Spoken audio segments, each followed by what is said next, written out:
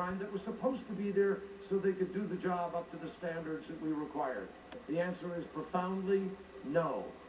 All across the country, there's a punitive system that's been put in place. And teachers are desperate.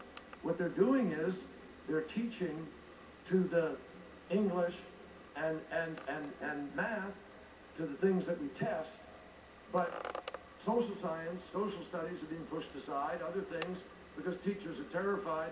The whole system's been turned into this one test measurement. And the result is we're losing teachers. Almost 30%, 40% of the new teachers